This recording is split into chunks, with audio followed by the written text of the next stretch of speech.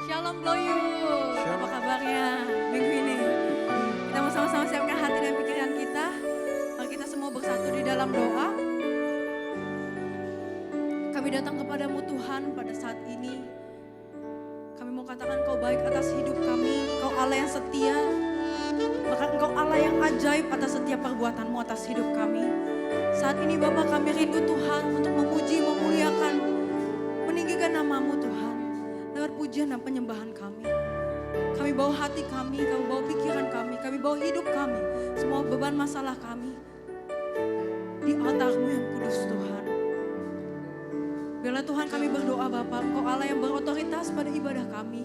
Memberikan kami kekuatan yang baru, sukacita yang baru, pengharapan yang baru, kemenangan yang baru daripada Tuhan. Karena kami percaya Tuhan, karya-Mu di atas kayu salib, kebangkitan-Mu Tuhan menjadi sesuatu yang memastikan kami Bapa bahwa kami mempunyai Allah yang hidup. Terima kasih Tuhan, kami siapkan hati kami, pikiran kami Tuhan. Mari teman-teman semuanya saudara sekalian kita mau berdoa seperti doa yang Tuhan ajarkan kepada kami. Bapa kami yang di surga, dikuduskanlah namamu, datanglah kerajaan-Mu, jadilah kehendak-Mu di bumi seperti di surga.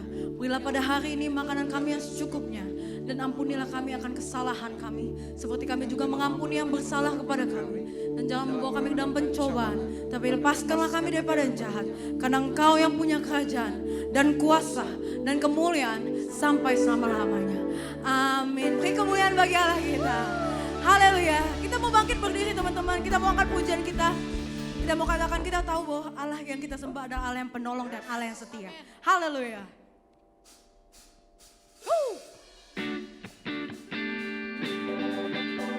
Kami mau bersorak memuji bagi namamu Tuhan.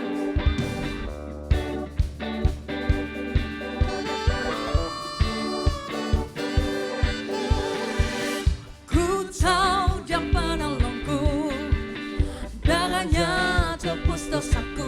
Ku yakin, dengan iman katakan haleluya. Ku yakin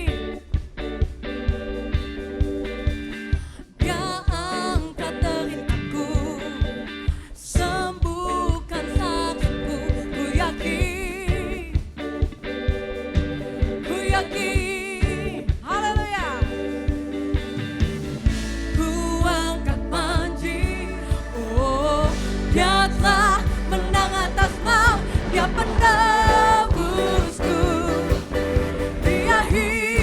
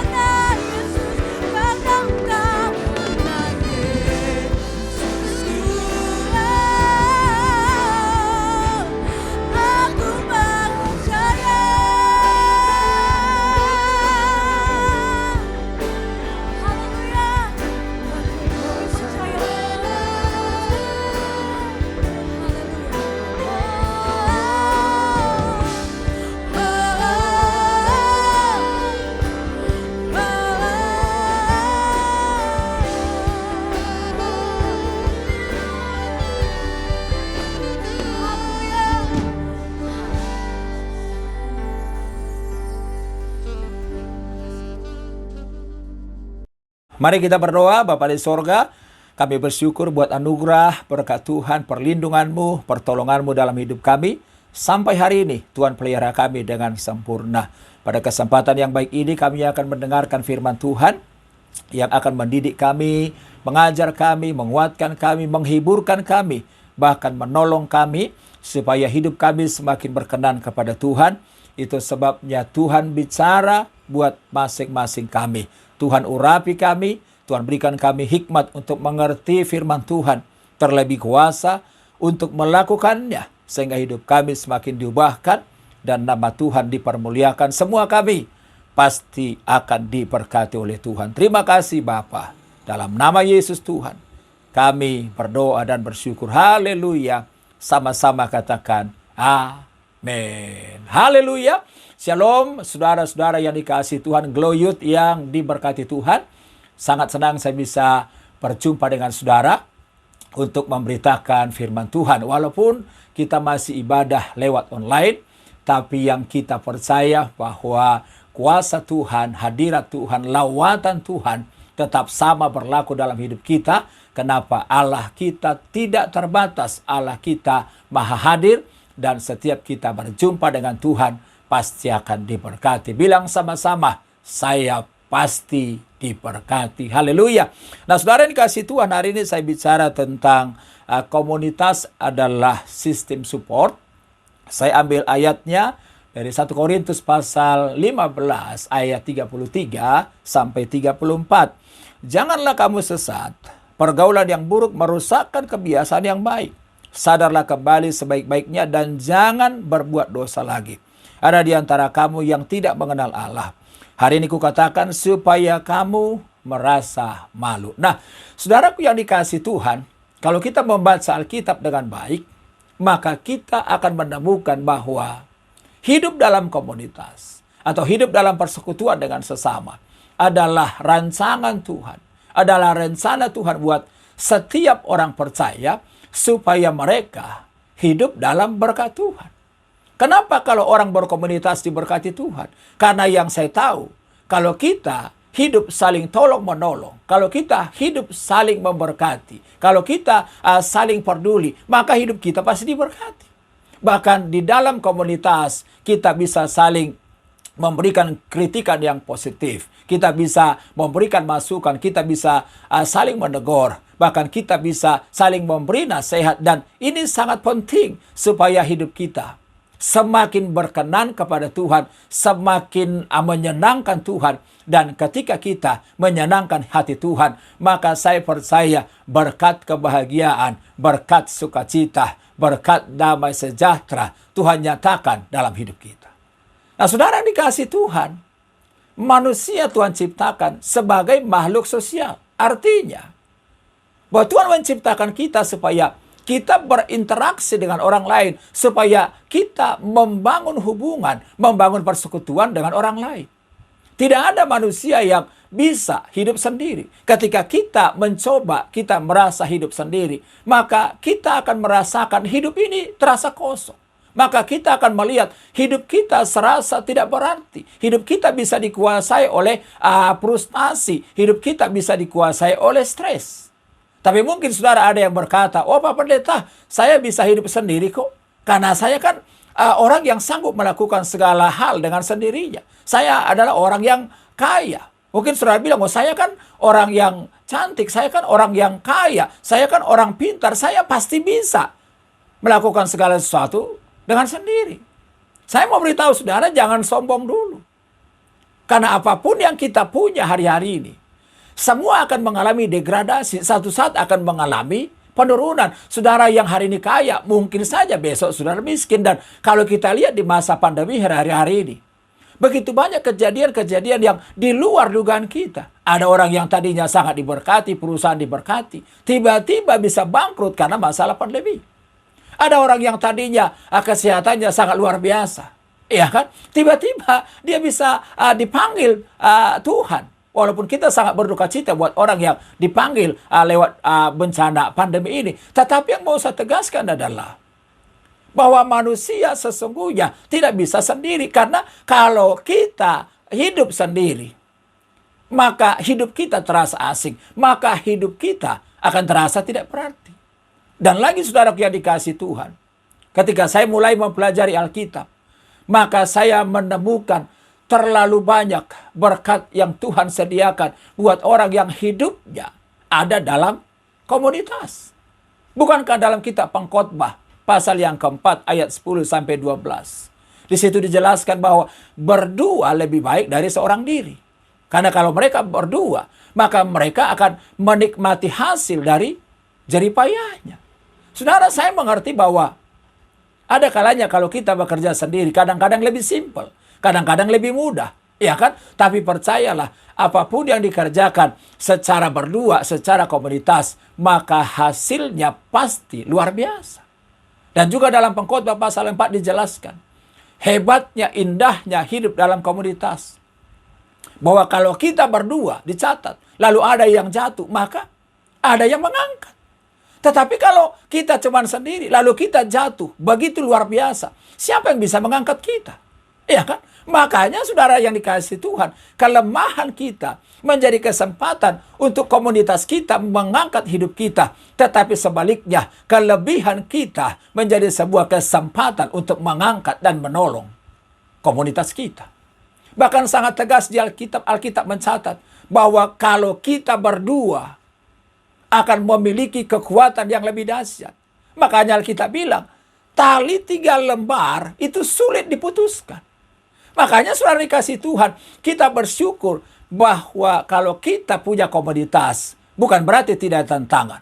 Bukan berarti tidak ada persoalan. Tetapi yang saya lihat, orang yang hidup dalam komunitas, maka mereka akan melihat kuasa dan kemuliaan Tuhan. Karena Alkitab kita yang berkata, sungguh alangkah indahnya dan sungguh alangkah baiknya jika saudara hidup rukun bersama, sebab kesanalah Tuhan menyatakan berkat-Nya. Dan Yesus juga berkata, di mana 2-3 orang berkumpul dalam namaku, kalau mereka bersepakat, maka Yesus bilang, apa yang mereka minta akan saya berikan dari sorga. Berarti komunitas adalah sebuah ide yang sangat luar biasa. Itu sebabnya saudara yang kasih Tuhan, mari pastikan kita bergabung dalam sebuah komunitas. Di ibadah raya seperti ini kita punya komunitas, itu sesuatu yang bagus. Tapi kalau dalam ibadah raya, saudara, kita hanya mendengarkan firman Tuhan secara satu arah, secara monolog. Ya kan? Kita bisa mendengarkan firman, tetapi kita belum bisa mempraktikkan firman Tuhan. Tetapi di gereja kita ada komunitas, ya kan? Yang disebut namanya SDK, apakah Komsel, ya kan, terserah lah mau apapun namanya di gereja, ya kan. Nah, tetapi yang luar biasa adalah di komunitas kecil, maka kita bisa mempraktikkan firman Tuhan. Kita bisa saling memberkati, kita bisa saling menguatkan, kita bisa saling mendoakan, kita bisa saling bersaksi, dan kesaksian kita bisa menguatkan orang lain. Itu sebabnya saya mau ingatkan bahwa ide komunitas, ide persekutuan bukanlah ide manusia, tetapi Allah sendiri merancangkannya supaya kita mengalami hal-hal yang indah dalam hidup kita. Tetapi dosa merusak komunitas persekutuan manusia. Ketika Hawa mulai dan Adam jatuh dalam dosa, mereka tidak lagi saling mendukung. Mereka tidak lagi saling membangun. Mereka tidak lagi saling mendoakan. Justru sebaliknya yang saya perhatikan, mereka mulai masuk kepada hidup yang egois. Mereka mulai hanya peduli pada diri sendiri. Mereka hanya peduli pada harga dirinya. Dan tidak mau tahu perasaan orang lain. Itu sebabnya ketika Tuhan bertanya kepada Adam, Adam, apakah yang kau perbuat itu? Adam bukannya mengaku dosa di hadapan Tuhan, tapi justru dia menyalahkan komunitasnya. Dia menyerang Hawa dengan berkata, perempuan yang kau tempatkan di sisiku, dialah yang memberikan buah itu kepadaku sehingga aku makan. Lalu ketika Tuhan bertanya kepada Hawa, Hawa, apakah yang kau perbuat itu? Lalu dia mulai menyalahkan ular. Iya kan? Di situ kita lihat, karena dosa manusia mulai saling menyalahkan, tidak peduli lagi dengan orang lain. Bahkan yang lebih parah, dosa terus berlanjut dan komunitas manusia semakin rusak. Sehingga hubungan yang harusnya sangat erat, hubungan yang seharusnya terjalin sangat intim dalam rumah tangga menjadi rusak dan sangat mengerikan, sangat berantakan karena saling menghancurkan. Mungkin saudara ingat kasusnya bagaimana Kain ya dibunuh oleh kakaknya sendiri Habil. Padahal itu saudara yang seharusnya saudara saling melindungi, yang harus menguatkan. Dan bukan hanya berhenti sampai di situ. Saudara juga mungkin masih ingat bagaimana saudara-saudara Yusuf menjual saudaranya menjadi budak. Ya, sebelum dijual mereka masukkan ke dalam sumur. Mereka rencanakan untuk membunuh saudaranya sendiri. Jadi luar biasa. Apa yang dirancangkan oleh Tuhan untuk kebaikan manusia, dirancangkan oleh setan supaya manusia tidak mengalami damai. Supaya manusia mengalami permusuhan dalam hidupnya. Sehingga kita bisa dihancurkannya. Tetapi kita bersyukur, saudara yang kasih Tuhan. Karena kasih Tuhan Yesus datang ke dunia untuk memulihkan hidup kita. Untuk memulihkan persekutuan kita, komunitas kita dengan sesama. Karena penyelamatan Yesus.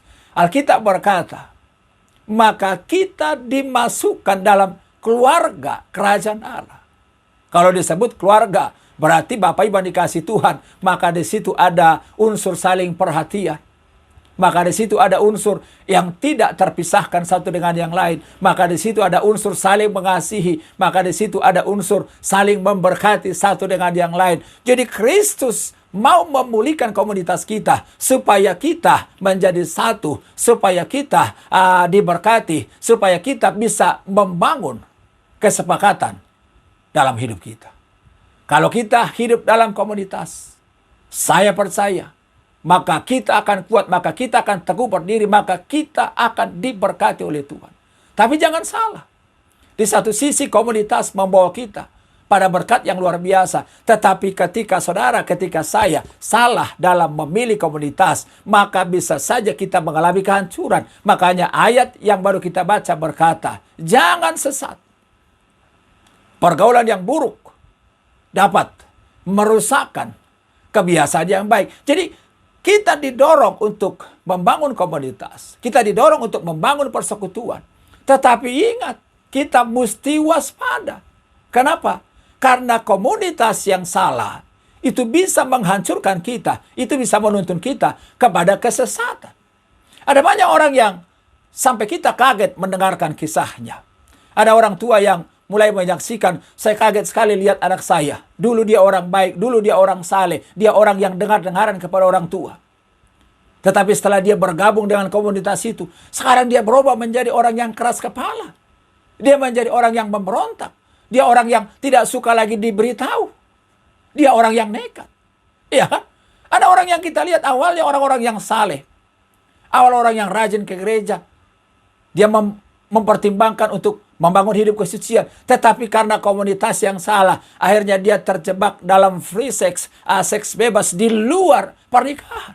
Sehingga itu menghancurkan masa depannya. Ada yang harus hamil di luar nikah, lalu dipaksa harus mengaborsi. Dan itu sesuatu yang sangat mendukakan di hadapan Tuhan. Kenapa itu terjadi? Karena kesalahan kita dalam memilih komunitas. Ada orang yang terjebak dalam pergaulan narkoba. Kenapa? Karena komunitas yang salah. Awalnya sih cuma ditawarin, ya kan dia masih nolak. Tetapi ketika dia berpikir, wah yang menawarkan ini sahabat saya. Kalau saya tolak terus gak enak, gak apa-apa, saya coba sekali dulu. Ya kan? Apalagi yang ditawarkan itu narkoba, yang gratis, ya kan? Apalagi yang ditawarkan kenikmatan di dalamnya. Maka dia mulai tergoda dan akhirnya hidupnya dikuasai oleh narkoba dan akhirnya mengalami kehancuran. Nah itu sebabnya saya mau beritahu buat saudara. Komunitas memang sangat hebat untuk membangun, mensupport, menuntun hidup kita pada kemajuan. Tetapi sebaliknya, kalau kita salah dalam menentukan komunitas, maka kita akan mengalami hidup yang paling berbahaya dalam hidup kita. Nah itu sebabnya saudara yang kasih Tuhan, saya mau beritahu buat saudara sebagai orang percaya. Mari kita bangun komunitas kita, komunitas yang baik, komunitas yang sehat, komunitas yang saling memberkati. Karena itu pertanyaan sederhana. Bagaimana kita membangun komunitas yang mensupport kita untuk mengalami kemajuan? Yang pertama, bangunlah komunitas dengan orang yang sungguh-sungguh mengenal Allah. Dalam ayat 34, Paulus berkata, ada di antara kamu orang yang tidak mengenal Allah. Ini sesuatu pernyataan yang sangat membingungkan. Padahal mereka sama-sama berkumpul dalam satu ibadah. Padahal mereka dipandang sebagai orang-orang yang ibadah bersama. Tetapi ada di antara mereka yang tidak sungguh-sungguh mengenal Allah. Artinya gini teman-teman. Orang yang mengenal Tuhan tidak ditentukan dari kerajinannya beribadah. Bahkan orang yang mengenal Tuhan tidak ditentukan dari kesediaannya melayani. Karena bisa saja orang menjadi orang Kristen, bisa saja orang melayani Tuhan dengan motivasi yang palsu. Tujuannya supaya dia mendapat pujian, tujuannya supaya mendapat penghormatan. Tetapi Paulus menegaskan, ada di antara kamu yang tidak mengenal Allah. Kalau seseorang dalam komunitas kita tidak mengenal Allah, maka yang diutamakannya adalah ide-ide manusia. Maka yang diutamakannya adalah hawa nafsu manusia. Sebab kalau orang tidak mengenal Allah, maka saya percaya tidak mungkin dia bisa hidup takut akan Tuhan. Sementara kalau seseorang nggak bisa hidup takut akan Tuhan, maka pasti dia nggak bisa menghargai orang lain. Orang yang mengenal Allah sangat luar biasa.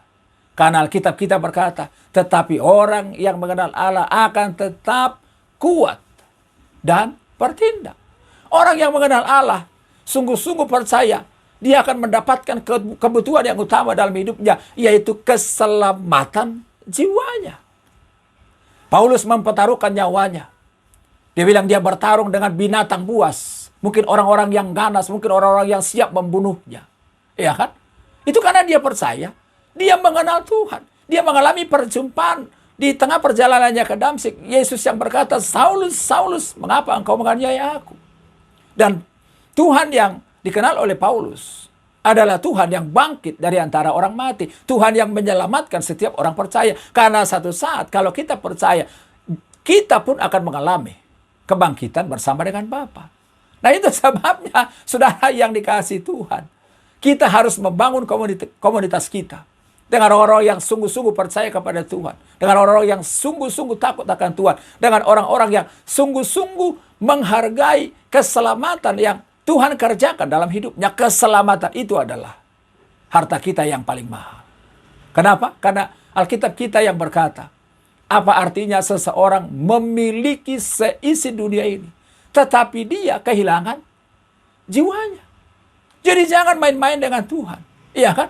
Orang yang komunitas yang sehat adalah komunitas yang mendorong kita untuk mengerjakan keselamatan kita. Seperti apa yang dikatakan oleh Paulus. Kerjakanlah keselamatanmu dengan takut dan gentar kepada Bapa. Saudara yang kasih Tuhan, komunitas kita haruslah komunitas yang sehat, yang betul-betul maju bersama, bertumbuh bersama, berbuah bersama, sehingga kelak ketika Yesus datang kembali, ya kan, maka jiwa kita akan diselamatkannya, maka kita akan diangkat bersama-sama dengan Tuhan di tempat yang luar biasa, penuh dengan kemuliaan. Yang kedua, bagaimana membangun komunitas yang mensupport kita untuk mengalami kemajuan. Yang kedua adalah bangunlah komunitas yang benci dan menjauhi dosa. Paulus berkata dalam ayat 34, sadarlah, bertobatlah, kembalilah kepada Tuhan. Nah saudara yang dikasih Tuhan, komunitas yang sehat, komunitas yang baik adalah komunitas yang rela meninggalkan dosanya, berapapun harganya. Komunitas yang baik adalah komunitas yang rela meninggalkan dosanya, sekalipun dia harus dijauhi, sekalipun dia harus ditinggalkan oleh orang. Karena ada kalanya ketika kita mulai bertobat, ketika kita mulai tinggalkan dosa kita, orang mulai memfitnah kita, oh dia mau udah seperti mau malaikat dia, udah cepat-cepat mau ke sorga dia, gak usah temani lagi dia udah gak ada duniawinya. Ya kan? Sehingga kita bisa dibully, sehingga kita bisa dibenci, sehingga kita bisa ditinggalkan orang. Tetapi yang saya percaya, Yesus bilang, barang siapa kehilangan segala sesuatu, akan mendapatkan segala sesuatu. Jadi jangan sampai kita terjebak dengan komunitas yang main-main dengan dosa, yang tidak serius dengan kebenaran. Karena resikonya terlalu besar. Iya kan?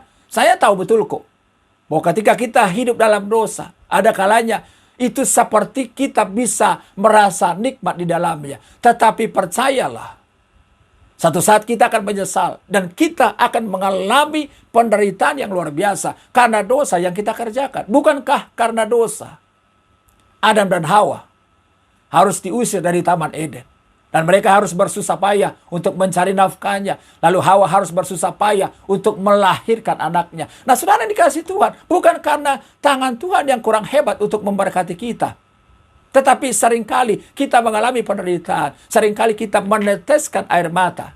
Kenapa? Karena dosa yang kita kerjakan. Alkitab jelas kok berkata bahwa tangan Tuhan bukan kurang panjang untuk menolong kita.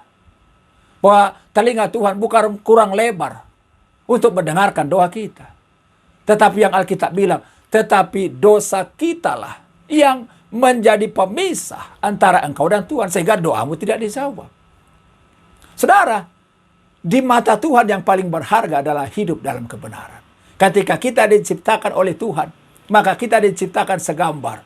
Tujuannya apa? Supaya kita diberi kemampuan untuk mencerminkan moralnya Tuhan. Tetapi setan berhasil menggoda, menggocok manusia. Sehingga mereka mulai memberontak kepada Tuhan. Sehingga mereka mulai membelakangi Tuhan. Dan akhirnya hidup mereka dihancurkan, diusir dari Taman Eden. Itu sebabnya dikasih Tuhan. Kalau kau ingin mencari komunitas yang benar di hadapan Tuhan, mari cari orang yang mencintai kebenaran. Orang-orang yang suka baca firman. Ya kan? Jadi di mana-mana kita berjumpa.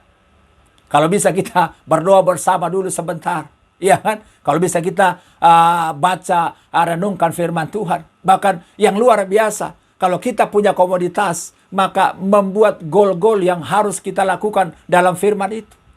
Karena Alkitab berkata, yang berbahagia adalah orang yang melakukan, bukan hanya mendengarkan firman Tuhan. Bahkan luar biasa Alkitab bilang bahwa iman tanpa perbuatan pada hakikatnya mati. Jadi komunitas yang sehat bukan hanya komunitas yang rajin ke gereja.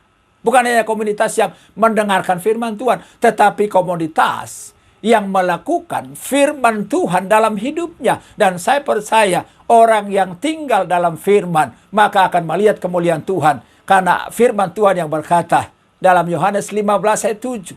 Dikatakan, jika engkau tinggal dalam firman-Ku dan firman-Ku tinggal dalam kamu, mintalah apa saja dan kamu akan menerimanya. Dan itu sesuatu yang sangat luar biasa, Bapak Ibu.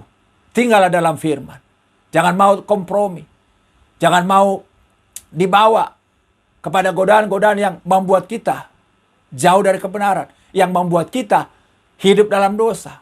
Percayalah, ketika kita mulai masuk dalam dosa, maka dosa itu akan memperhamba kita sampai kita dapat dihancurkan dan dibinasakannya. Bagaimana kita membangun komunitas yang mensupport kita untuk kemajuan? Yang ketiga adalah bangunlah komunitas yang dapat mengasihi tanpa syarat. Mengasihi tanpa syarat adalah pondasi untuk membangun komunitas yang tulus. Membangun komunitas yang kudus di hadapan Tuhan. Artinya apa mengasihi tanpa syarat? Mengasihi tanpa syarat artinya kita bisa menerima. Kita bisa mengasihi orang. Iya kan? Kita bisa berbuat baik kepada orang tertentu. Bukan karena apa yang dia punya. Bukan karena faktor-faktor jasmania yang bisa kita lihat dalam dirinya. Karena ada orang yang bisa mengasihi karena dia cantik. Iya kan? Ada orang yang bisa mengasihi karena kelihatannya dia ganteng. Ada orang yang mengasihi karena dia anak pejabat. Iya kan? Dan saya jadi ingat dulu teman saya yang naksir sama perempuan yang lumayan cantik, ya kan? Ketika dia masih PDKT, wah dia begitu murah tangan untuk memberi. Lalu dia belikan TV buat si cewek ini. Dia belikan DVD pada zaman itu. Dia ajak belanja saya, dia ajak makan sini. Tetapi yang buat saya kaget, ketika mereka putus, akhirnya si cowok bilang begini, Bang, boleh nggak saya minta lagi TV saya? Boleh nggak saya minta lagi DVD saya? Ini yang lebih parah, dia bilang begini, boleh nggak saya hitung berapa kali kami makan? Saya minta lagi sama cewek itu. Ini parah. Berarti cintanya bukan cinta yang tulus. Berarti cintanya bukan cinta tanpa syarat. Sebab yang saya percaya bahwa cinta yang tulus, cinta yang tanpa syarat adalah kasih yang siap berkorban. Kasih yang siap memberi tanpa mengharap kembali. Kasih Kristus lebih hebat dari kasih ibu. Kasih ibu saja sudah luar biasa. Makanya ada lagu bilang, kasih ibu kepada beta tak terhingga katanya sepanjang zaman. Hanya memberi dan tidak harap kembali. Saudara, dalam sebuah komunitas yang paling dibutuhkan adalah kasih. Kenapa kasih? Karena komunitas kita adalah komunitas yang masih terbatas, yang masih punya kelemahan. Tak kala kita melakukan kesalahan, atau tak kala sahabat kita membuat kesalahan kepada kita, maka yang bisa mempertahankannya adalah kasih. Makanya saya bilang, kasih itu adalah perekat yang menyatukan komunitas kita satu dengan yang lain di tengah-tengah kekurangannya. Itu sebabnya kalau kita mau bangun komunitas, lihat dulu di situ orang-orang munafik, di situ orang-orang yang suka memanfaatkan orang enggak? Di situ ada orang-orang yang suka egois enggak? Ya kan? Kalau orang mengajak kita masuk kepada komunitasnya, tapi di dalamnya begitu banyak tuntutan, maka saya beri nama itu komunitas yang palsu. Kalau kita bertahan di situ, maka satu saat kita bisa mengalami kekecewaan. Maka satu saat kita bisa meneteskan air mata. Sebab apapun yang dikerjakan dalam kepalsuan, ujungnya pasti akan menghasilkan kepahitan dalam hidup kita. Karena itu pastikan komunitas kita berjalan dalam komunitas yang mengasihi tanpa syarat. Yang keempat, bagaimana membangun komunitas yang mensupport kita untuk kemajuan. Mari kita bangun komunitas kita dengan mengutamakan kepentingan bersama. Dalam kitab Filipi pasal 2 dikatakan, hendaklah kamu dalam hidupmu bersama mengutamakan pikiran dan perasaan Kristus. Jadi dalam membangun komunitas, dalam membangun kebersamaan, bukan hanya badannya saja yang bersama-sama. Tetapi yang diutamakan adalah pikirannya sama, perasaannya sama. Yaitu pikiran dan perasaan Kristus. Salah satu yang paling merusak dalam komunitas yang membuat kita berubah menjadi orang yang tidak baik adalah ketika bergaul, berkomunitas dengan orang-orang yang egois, orang-orang yang mengutamakan pikiran dan perasaannya sendiri. Kalau ada sesuatu, dia selalu mengambil yang paling baik. Dia selalu mengharapkan yang terindah dalam hidupnya. Dia tidak pernah mengutamakan orang lain. Tetapi lewat firman ini kita diingatkan, hidup bersama-sama seperti pikiran dan perasaan Kristus. Apa itu maksudnya? Pikiran dan perasaan Kristus adalah yaitu pikiran dan perasaan yang rela mengosongkan dirinya. Pikiran yang rela kehilangan hak untuk orang-orang berdosa, untuk orang-orang yang tidak layak dikasihi. Bahkan dia menjadi sama dengan manusia. Berarti dalam membangun komunitas, ada kalanya kita seperti kehilangan hak, kita berkorban untuk menolong orang lain. Jadi hak atau dalam komunitas tidak penting apakah dia saling menuntut atau saling menekankan keinginan pribadi. Yang lebih penting adalah mengutamakan kepentingan bersama. Jadi di situ tidak ada egois. Di situ tidak ada jiwa serakah. Ya kan? Di situ ada lebih mengutamakan. Dia senang, dia bangga kalau orang lain lebih diberkati. Makanya firman Tuhan kita berkata, terlebih indah memberi daripada menerima. Itu menjadi sebuah ciri yang sangat luar biasa dari sebuah komunitas yang sehat di hadapan Tuhan. Yang terakhir, bagaimana membangun komunitas yang mensupport kita untuk mengalami kemajuan. Yang kelima adalah bangunlah komunitas dalam semangat kesetiaan. Hari-hari ini begitu banyak kita lihat manusia yang jiwa pengkhianat. Awalnya sih kelihatan baik-baik banget, ya kan? Awalnya sih kelihatan dia luar biasa banget, sangat manis perkataannya. Dia mensupport kita, ya kan? Tetapi itu bisa saja sebentar. Gitu dia berseberangan dengan kita, maka dia berubah menjadi orang yang paling menyakiti kita. Menjadi orang yang paling membenci kita. Dan itu kita jangan heran. Karena Alkitab sudah menubuatkan bahwa kita mesti waspada. Karena di akhir zaman ini, bahkan setan pun bisa menyamar seperti malaikat terang. Jadi ada saja orang yang datang ke komunitas kita yang kelihatannya baik-baik, mampu meyakinkan kita dengan perkataan-perkataan yang luar biasa, bahkan mengucapkan perkataan-perkataan firman Tuhan dari mulutnya, tetapi jiwanya masih dikuasai roh kebencian, masih dikuasai oleh roh fitnah, masih dikuasai oleh roh pemberontakan dan pengkhianatan. Itu sebabnya kalau kita bangun komunitas, kita selalu perhatikan bukan penampilannya, tetapi yang kita perhatikan adalah bagaimana perbuatannya. Karena Alkitab kita yang berkata, dari buahnya lah kamu dapat mengenal mereka. Jadi saya simpulkan, saudara-saudara yang kasih Tuhan, membangun komunitas adalah sesuatu yang sangat penting. Kenapa? Karena komunitas, karena persekutuan adalah ide Allah yang dirancang untuk kemajuan kita. Tetapi waspadalah, jangan sampai kita salah dalam mengambil komunitas. Karena komunitas yang salah akan menghancurkan hidup kita. Carilah komunitas yang benar, carilah komunitas yang sungguh-sungguh percaya dan mengenal Tuhan. Carilah komunitas yang menjauhi dosa dan hidup dalam kebenaran. Carilah komunitas yang hidup dalam kasih dan berjanji akan setia maupun dalam keadaan susah maupun senang. Itulah orang-orang yang siap bertumbuh, berbuah bersama dengan kita di dalam pekerjaan Tuhan. Mari kita berdoa. Bapa di sorga, terima kasih buat firman yang kami dengarkan. Biar kiranya Roh Kudus yang menolong kami untuk memeteraikan firman ini, bahkan berikan kami kuasa untuk melakukannya, supaya nama Tuhan dipermuliakan. Dan kami percaya ketika kami mempermuliakan Tuhan, maka Tuhan juga akan mempermuliakan kami, melakukan perkara-perkara yang luar biasa dalam hidup kami. Hamba mengucapkan berkat buat rekan-rekan muda yang mendengarkan firman ini. Kalau ada yang sedang terjebak dalam komunitas yang salah, Roh Kudus yang menyadarkan, Roh Kudus yang menginsyafkan, sehingga dengan kuasa dan pertolongan Tuhan, mereka meninggalkan komunitas yang salah. Mereka meninggalkan kebiasaan berdosa dan kembali hidup dalam kebenaran, sehingga mengalami seluruh berkat-berkat kedamaian, sukacita, masa depan yang Tuhan rancangkan dalam hidup mereka. Tuhan yang menolong untuk mempertemukan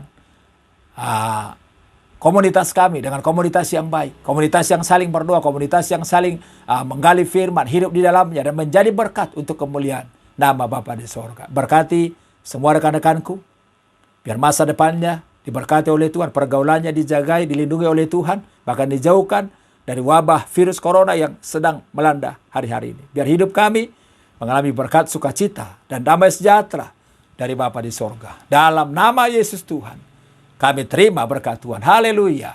Sama-sama katakan. Amin.